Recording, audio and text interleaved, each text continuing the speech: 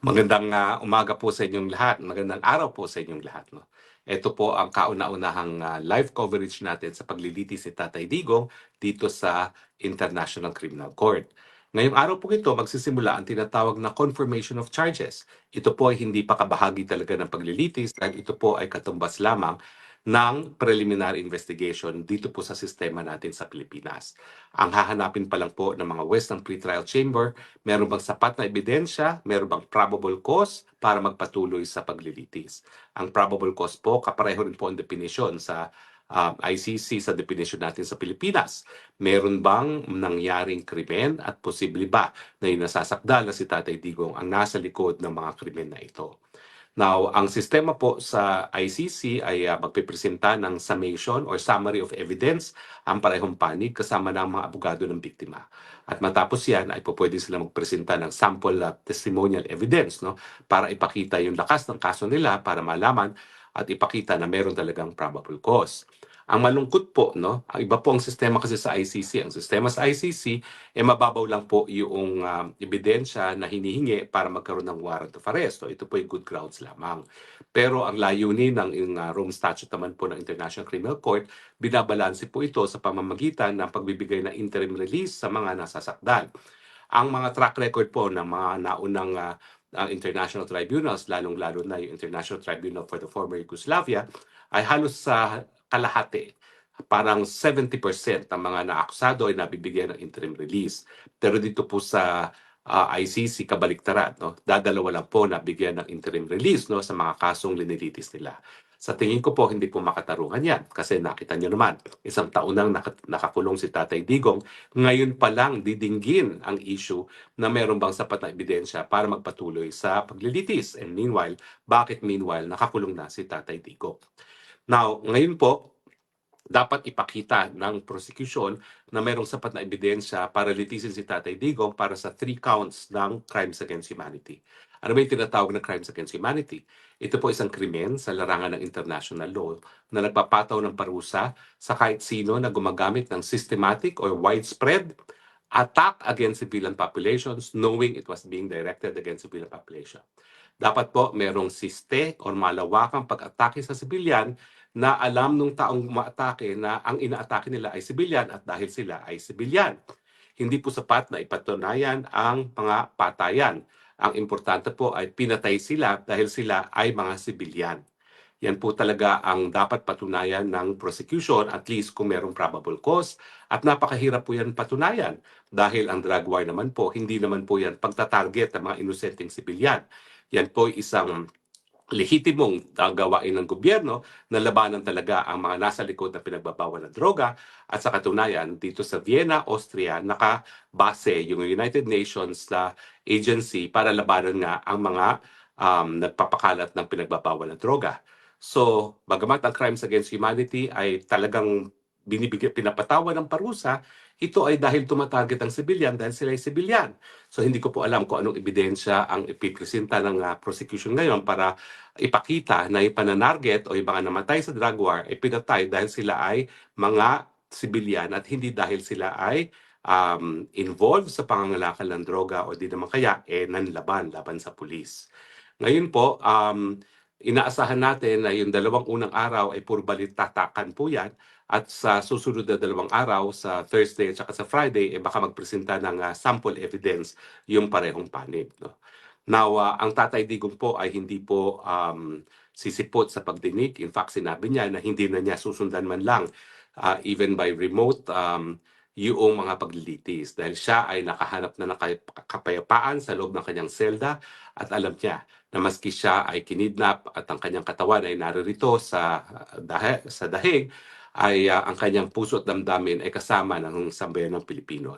Nakakahabag po talaga yung habilin ni Tatay Digong na hindi nila mapapakait sa kanya na yung kanyang puso at damdamin ay kasama ng sambayan ng Pilipino kahit siya ngayon ay nasa dahig. So ibig sabihin, ang Tatay Digong po nagdesisyon na hindi na aktibong sumapi sa mga pangyayari dito sa dahig dahil naniniwala siya na unang-una, wala naman talagang jurisdiksyon ang hukuman. Walang jurisdiksyon ng hukuman dahil ang sinasabi nga natin ay dahil voluntaryo po ang pagiging miyembro ng ICC, voluntaryo rin na po pwedeng umalis ang mga miyembro ng ICC. At kung ang ICC ay nais na magpatuloy ng kaso laban sa isang bansa na umalis na, kinakailangan gawin nila ito sa loob lamang ng isang taon matapos magdeposito ng instrument of withdrawal. Pero nangyari po kay Tatay Digong, alam natin na nag-antay pa ng pangalawang taon matapos na madeposito ang instrument of ratification bago sila humingi ng abiso na magpatuloy sa preliminary investigation. Ngayon, ang crucial po talaga rito, sabi ng Rome Statute, ay kinakailangan i-invoke ang jurisdiction ng hukuman sa loob ng isang taon.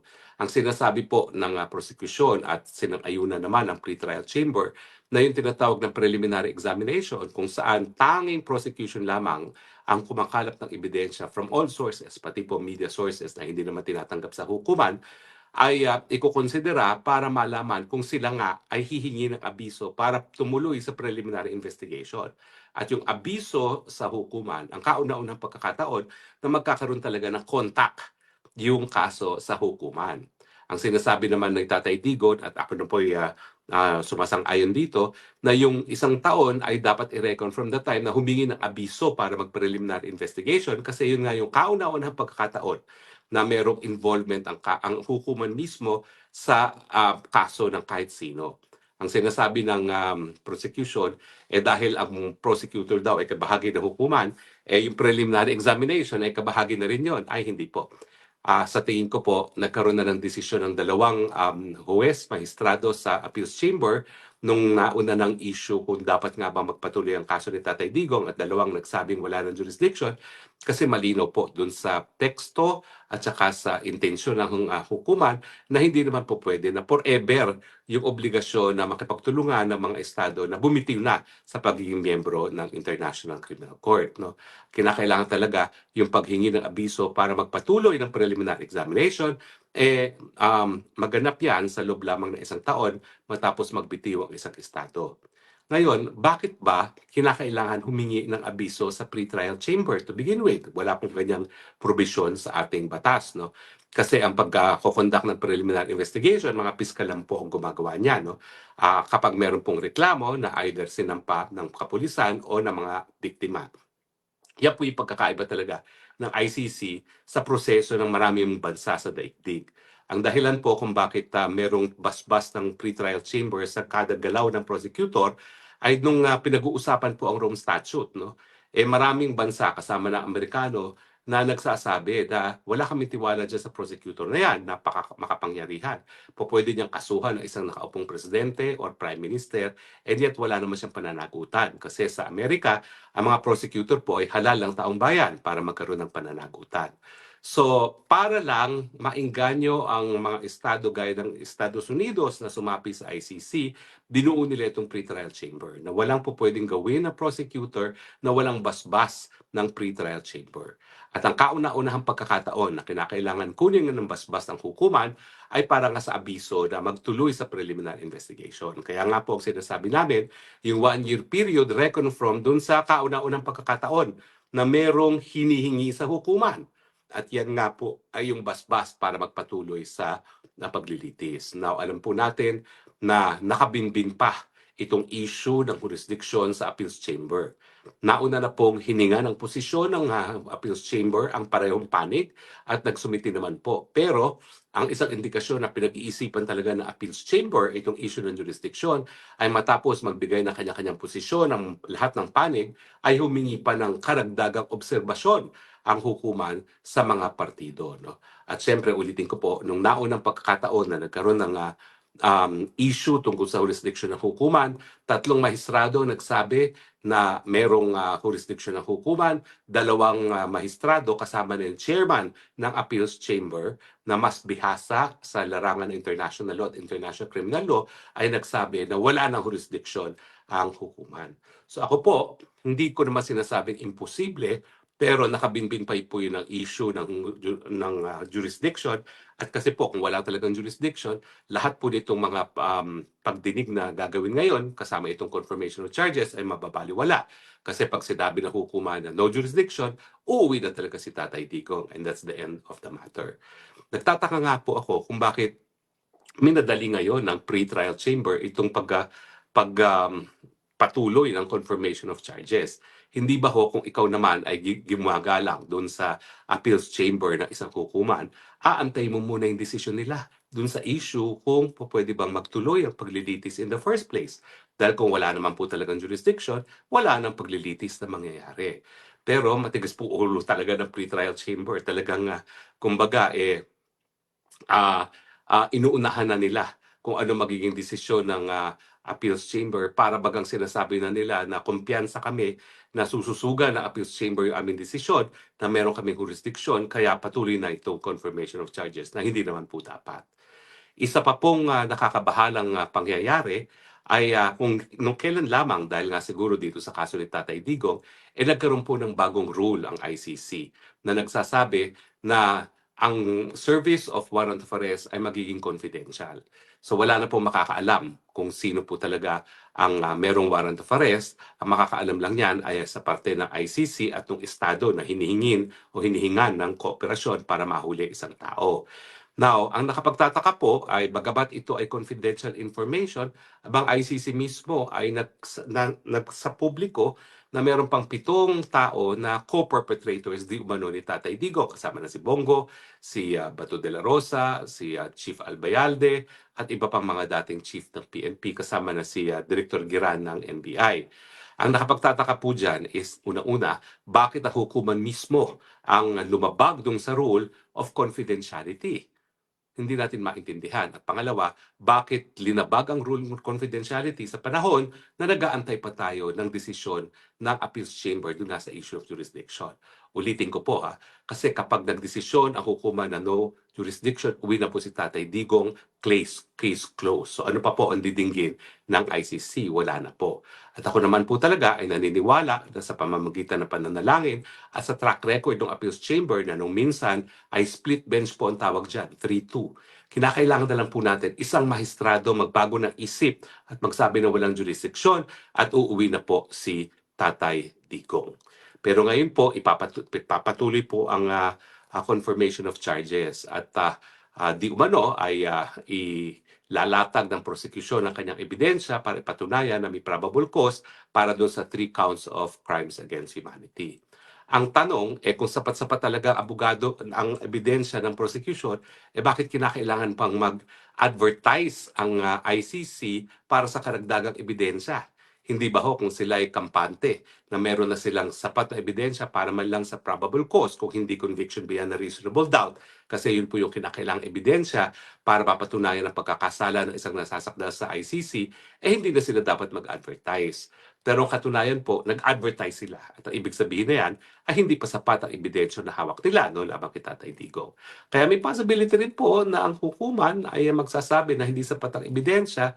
Ang problema lang po ay talagang kapit sa patalim din po ang mga maestrado at mga prosecutor ng hukuman dahil nakasalalay kay Tatay Digong sa pagpapatuloy ng kaso ni Tatay Digong ang kanilang mga sweldo bilang empleyado at opisyalis ng ICC dahil gaya ng aking sinabi po, wala ng ibang kasong po pwedeng madinggin ang ICC dahil yung mga ibang mga akusado nila gaya ni Putin, gaya ni Netanyahu, hindi naman po nila maaresto. At in fact, ito nga si Putin dahil siya ay binigyan ng warrant of arrest na hindi naman po kasapi ang Russia sa ICC kahit kailan, ay nagdemanda rin sa lokal na hukuman na sa Russia laban sa mga maestrado na nag-issue ng warrant of arrest laban sa kanya. At alam niyo po, sa totoo lang, hindi ako magtataka kung gaya ng ginawa ng mga Amerikano na sapilitang dinukot sa Maduro sa Venezuela, baka ang mga Ruski naman sapilitan ding dumukot ng mga judges dito sa ICC bilang katugunan nga doon sa warrant of arrest na inisyu rin ng hukuman sa Russia laban dito sa mga maestrado ng ICC. Pero ganyan po talaga no na ang isang hukuman na dapat ay binuo para magbigay katarungan sa mga pinaka malalang krimen na ginawa laban sa buong kadaigdigan ay ngayon ay lumalaban para sa kanyang survival at siyempre isa sa pamamaraan para magkaroon ng survival ay ang litisin ng gaya ni Tatay Digong. Nagkaroon kasi po ng matinding pagbabatikos laban sa prosecutor, naunang prosecutor ng ICC na taga-Africa. At ang pagbabatikos dyan ay wala raw siyang ibang pinupuruhan kundi ang mga kababayan niya sa kontinento ng Africa. At doon nga po nagsimula itong paghingi ng abiso na magpatuloy sa preliminary investigation labang kay Tatay Digong dahil yung taga-Africa na prosecutor ay kinakailangan sanggain yung mga paratang na pinupruhan lang niya yung kanyang mga kapwa Afrikano. Kaya nga niya tinuluyan itong si Tatay Digong na sa tingin ko ay reasonable dahil hanggang ngayon po meron pa rin banta ang buong African Union na sabay-sabay silang bibitiw. Ito po ay matapos umalis na sa ICC ang bansang Benin at lately yung isang bansa na kasapi ng European Union, no, ang Hungary ay nagbitiw na rin po bilang miyembro ng ICC at ang sabi ng presidente ng Hungary bumibitiw sila dahil ang hukumang ICC daw ay naging political court at hindi na po siya talaga patas na nagbibigay ng katarungan sa mga biktima ng mga pinakakarumal-dumal na krimen sa buong daigdigan. So anong inaasahan nating ebidensya na ilalatag? Well, siguro po maglalatag ang prosekusyon ng mga testimonya ng mga tao kung paano pinatay di umano ang mga ilang mamamayan bilang kabaghagi nga ng drug war. Pero ang tanong nga po, hindi lang yung issue ng patayan. Pwede mong mapruebahan ang patayan. Pero paano mo mapapruebahan na pinatay yung taong yon bilang kabahagi ng atake laban sa sibilyan? Samantalang yung mga napatay ay either nanlaban o talaga naman pong pinagdududahan na kasapi sa kalakalan ng pinagbabawal na droga. So yan po yung napakahirap patunayan, yung mens rea na tinatawag, yung state of mind na ang intensyon ay atakihin talaga ang sibilyan dahil sila ay sibilyan. Samantalang wala naman pong makapagsasabi na yung gawain ng mga pulis Pilipino laban sa mga pinaghihinalaan o di man kaya ay talagang nahuling sangkot sa pangangalakal ng pinagbabawal na droga ay isang atake laban sa mga inosenteng mga sibilyan. So makikita po natin ang testimonya, siguro yung mga gaya ni Matubato na alam natin na nagsasabi na siya ay kabahagi ng death squad na inutusan ni Tatay Digong. Pero ito Matubato po ay minsan pinakulong na ng Senado dahil nga po sa pagsisinungaling. Kaya nga po nakapagtataka kung bakit ang isang tao na nakulong na ng Senado dahil sa pagsisinungaling ay gagamitin pa rin ngayon ng ICC bilang testigo, no, labang kay Tatay Digong. O nga pala po, no, napabalita na mayroong 6 na Pilipino na dadalo ngayon sa paglilitis. Lilinawin ko lang po, hindi pa po sila kinikilalang bilang mga defense counsels ni Tatay Digong. Ang pagpunta po nila doon ay siguro mayroong pagsang-ayon ng pamilya para sila po ay magmasid ng masigurado na ang Tatay Digong ay hindi naman dehado pagdating doon sa aspekto na may kinalaman sa Batas Pilipinas, no? Pero hindi po sila po pwede magsalita, hindi po sila po pwede mag-object. The most that they can do is to take down notes and discuss it later on doon sa abogado ni Tatay Digong na si Nicholas Kaufman nga at yung kanyang mga kasama. So sa mga umaasa na sila po tatayo doon at magdedepensa kay Tatay Digong, hindi po. Dahil wala pa po silang formal entry of appearance at talagang kahit sino naman pong abogado ay hindi po pwedeng tumayo sa ICC nang hindi po kinikilala ng hukuman ahead of time. Si E.S. Medialdea po nung minsan kinilala bilang isang abogado ni Tatay Digong, siya naman po ay nagbitiw. At sa ngayon po, bagamat siya ay dadalo at magmamasid ang proceedings, ay hindi pa po siya kinikilala bilang abogado mismo ni Tatay Digong. Now, meron lang po ako isang issue na ako talaga ay naguguluhan. No? Kasi malinaw sa sinabi ni Tatay Digong, hindi na niya kinikilala ang jurisdiction ng hukuman. At yan ang dahilan kung bakit hindi na siya a-attend physically at wini-waive na niya yung right to be physically present. At saka hindi man lang niya i-avail yung right na sundan ang mga proseso sa video. Dahil nga po, hindi niya kinikilala ang jurisdiction ng hukuman. Ako yung naguguluhan kasi kapag ganyan na po ang deklarasyon ni Tatay Digong, talagang hindi na kinakailangan mag-participate pa sa paglilitis. Pero sa tingin ko nga, dahil siya rin naman ay pumayag na protektahan ang kanyang karapatan ni Nicholas Kaufman, yung desisyon niya ay wala na akong pakialam sa hukuman, pero dahil kinakailangan na maprotektahan ang aking karapatan, nandyan pa rin ang aking abogado. No? So, yan ang desisyon naman ni Tatay Digong. Bagamat niya kinikilala ang jurisdiction, ay nais pa rin niya maprotektahan ang kanyang mga karapatan sa paglilitis na yan. Dahil kung wala namang abogado dyan, ang gagawin ng hukuman ay mag-a-appoint ng court-appointed counsels at meron pong mga tinatawag na kumbaga parang PAW dyan sa ICC at kung hindi naman pribadong abogado ang magdedepensa sa karapatan ni Tatay Digong ay mga pau-lawyers kumbaga ng ICC ang magdedepensa. Siguro, minabuti lang ni Tatay Digong, miski hindi ko kinikilala ang jurisdiction ng hukuman nito, mas mabuti pa rin na maprotektahan pa rin ang karapatan sa pamamagitan ng mga pribadong abogado.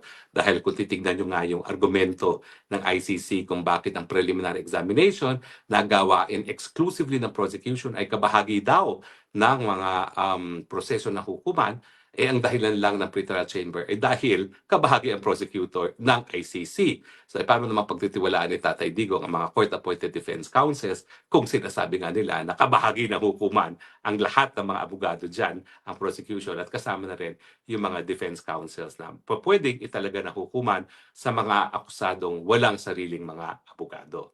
So anyway, mamaya po inaasahan natin ang pagdinig ay mula alas 10 ng umaga hanggang alas 3 ng hapon.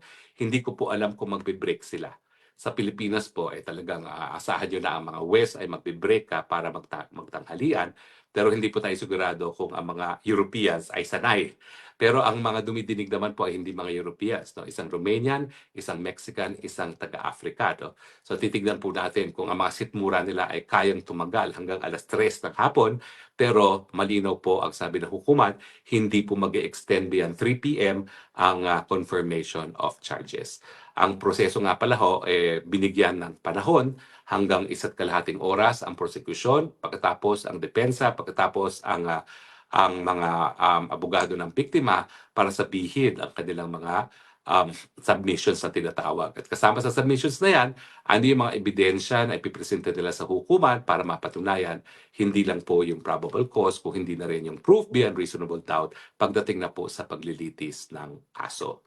Anyway, inaasahan po natin na ang deputy prosecutor ang siyang tatayo para sa prosecutor kasi nga po yung prosecutor ng ICC ay panandali ang suspendido dahil sa nagaganap na investigasyon sa sexual misconduct. No? At sa panig naman ng kampo ni Tatay Digong, nandiyan po si Nicholas Kaufman, no, na siyang tatayo. Now, sa parte ng mga biktima, hindi po tayo sigurado kung sino magsasalita kasi merong mga Pilipino kinilala bilang abogado ng mga biktima pero hanggang ngayon po ay ino-oppose ng kampo ni Tatay Digong. No? So sa tingin ko, yung Counsel for Victims na nakatalaga mismo sa ICC ang magsasalita at walang pagkakataon yung mga Pilipinong abogado magsalita. No? Na sa tingin ko ay sa tingin ko ay nasa hukuman na talaga kung sino dapat magbigay representasyon sa mga biktima at siyempre kung sino magiging representative ng mga biktima, yan ay dapat ikonsidera rin yung kagustuhan ng mga biktima. So malalaman natin kung sino talaga with finality ang tatayo bilang abogado ng mga biktima, bagamat na-deny na ng pretrial chamber yung pagtutol ng kampo ni Tatay Digong doon sa mga Pilipino na tatayong mga abogado ng biktima. Now, ang pagkakaiba po sa atin, no? Ang pagkakaiba sa atin, ang pagsampa ng isang criminal case, meron din kasamang kasong sibil para nga doon sa karapatan na nalabag ng mga biktima. Dito po, hinihiwalay po yan, bagamat na meron din talagang aspeto ng reparation na tinatawag kapag sila ay lumabag sa batas na pang-international, ang karapatan ng mga biktima na madinig ay para naman doon sa kanilang karapatan na mabigyan ng pagkakataon na madinig kung anuman ang kahit anong saloobin nila. Ibig sabihin, hindi nababaliwala ang karapatan ng mga biktima. No? Dahil dito naman sa Pilipinas po, ang biktima ay private complainant. No? Siya ay kinakailangan bilang testigo dahil kung walang nagrereklamo, walang kaso. Pero dito naman po sa ICC, kinikilala ang karapatan ng biktima. Unang-una na makilala bilang biktima at pangalawa, magkaroon ng reparation. Ang reparation po, hindi lang po yung pagbabayad ng daños. Yan po ay ibalik yung mga panahon bago sila naging biktima ng karapatan, paglabag ng kanilang mga karapatan at kasama na po dyan ang pagbayad ng kompensasyon kung kinakailangan dahil alam naman natin ang kompensasyon ay isang paraan para nga makabangon sa mga karumaduman na epekto ng krimen sa biktima. Well, anyway, ngayon po ay day 1 of confirmation of charges. Ito po, ulitin ko, ay hindi kabahagi ng paglilitis. Ito po ay katumbas ng preliminary investigation sa ating proseso kung saan titignan ng mga mahistrado ng pretrial chamber kung meron bang probable cause o sapat na ebidensya para magpatuloy ang kaso sa full-blown na paglilitis. At 4 na araw pong linaan na hukuman ng ICC para dito sa confirmation of charges. Sa 2 unang araw, inaasahan natin na puro argumento lamang ang gagawin ng mga abogado ng mga partido ng prosecution, ng depensa at ng biktima. At sa 2 araw na susunod ay magkakaroon ng representative sample witnesses para makita naman ng hukuman kung tatayo nga ba o hindi ang kaso sa hukuman. Now, kung patas po ang laban, tingin ko po medyo mahihirapan ang hukuman o ang prosecution na patunayan ng probable cause kung patas ang laban. Kasi nga po, ito namang drug war, wala namang magsasabi na yan ay pag-atake sa mga sibilyan dahil sila ay mga inosenteng sibilyan. Yan nga po ay obligasyon ng Estado na labanan ang mga tao na sa likod ng pinagbabawal na droga dahil yan po ay nakakasira sa buhay ng ating mga pamamayan. No? So, yan po talaga yung mabigat na burden ng prosecution na paano magiging pag-atake sa inosenteng sibilyan ang drug war, gayong yan po ay lehitimong akto ng isang estado sa pangangalaga ng kapayapaan at good order sa kanyang teritoryo. Pero makikita po natin kung anong ebidensya ang gagawin nila dyan. Now, tayo po ay mag-broadcast live ng paglilitis. In fact, magsisimula pong paglilitis 8 minutes from now, pero meron pong time lag. Merong 30-minute time lag po bago tayo connect doon sa live stream ng hukuman. Tayo po will be connected by live stream dahil tayo po ay naging kabahagi na isang wire service na sa pag-cover ng event nito. No? At ako naman po, pinabuti ko na nasa labas ng hukuman nang sa ganon, habang nagpapatuloy ang paglilitis, po pwede tayo magbigay eksplanasyon kung anong nangyayari sa loob ng hukuman nang lalong maintindihan ng ating mga kababayan ang pangyayari sa loob ng hukuman. So, bagamat tayo po ay panandali ang mawawala dito sa broadcast nito para tayo magkaroon ng live hookup na, no? Pero meron pong delay sa live hookup ng mga 30 minutes. Miski mawala po tayo ngayon, in half an hour time, we will go live doon sa paglilitis. At dahil tayo po ay nasa labas naman ng hukuman, pwede natin i-explain kung anong nangyayari sa loob ng hukuman. Huwag po kayong bibitiw sa ating special coverage ng paglilitis ni Tatay Digong. Pwede rin po kayong magtanong, isulat nyo lang po mga tanong ninyo sa comment section at tayo po ay susubukan nating sagutin lahat ng inyong mga katanungan dahil ang ating tanging pakay ngayon ay para mas lalong maintindihan ng taong bayan kung anong nangyayari dito sa paglilitis ni Tatay Digong. So sama-sama po nating susubaybayan itong paglilitis na ito. Ito po ay magsisimula in 6 minutes pero hindi po in real time ang broadcast natin. There will be a time delay po. Hindi ko alam kung 15 minutes or 20 minutes ang time delay. No? Pero at most po yan, 30 minutes. No? At mapapanood din po natin yan dito mismo sa ating Facebook at sa ating YouTube ang paglilitis. So, ngayon po, panandalian tayong magpapaalam pero babalik po tayo siguro in 15 to 30 minutes to bring you live the proceedings dyan po sa loob ng International Criminal Court. Okay po? At maraming salamat po sa inyong pagtangkilik ngayong umaga. Babalik po tayo ha. Ulitin ko po, babalik tayo 15 to 30 minutes para po ibigay sa inyo ang live coverage ng paglilitis ni Tatay Digong. Okay? Maraming salamat po sa inyo at hanggang sa susunod na 15 to 30 minutes, babalik po tayo with the live broadcast. Salamat po uli. See you later.